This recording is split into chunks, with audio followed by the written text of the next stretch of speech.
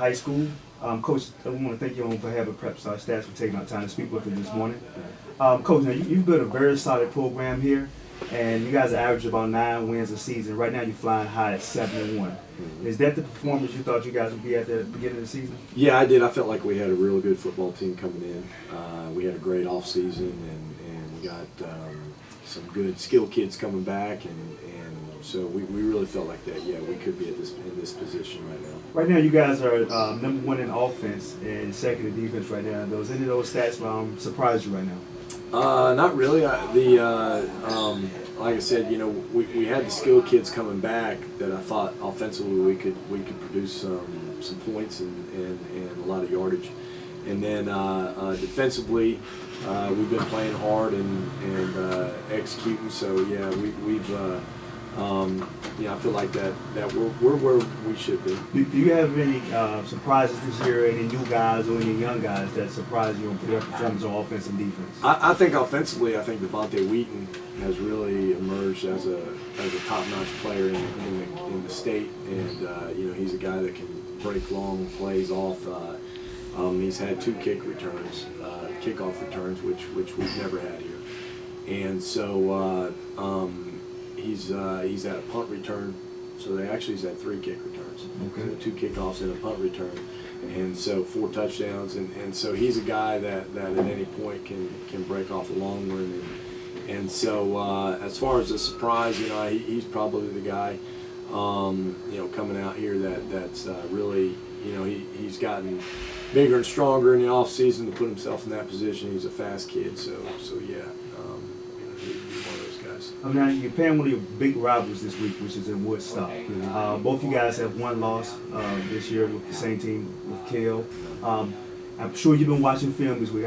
How do they look like on film with you, Woodstock?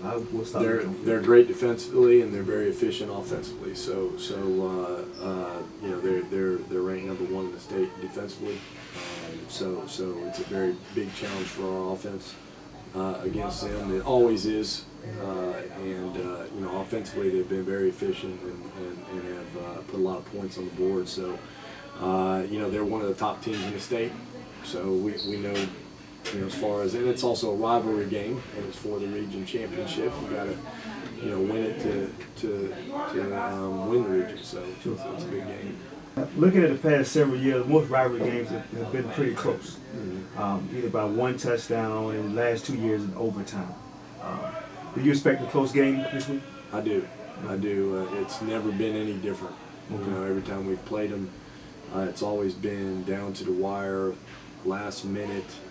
And it always comes down to a kid making a play here and there. You never know which play it's going to be, sure. And so but inevitably it always ends up being one big play decides the factor in the game. But at any point you never know when that's going to happen. Now it's getting at this time of the season.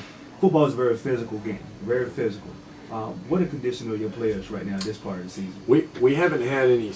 We had 1 season-ending injury at the beginning of the year, versus Cal, or actually before we went into the Cal game. Sorry,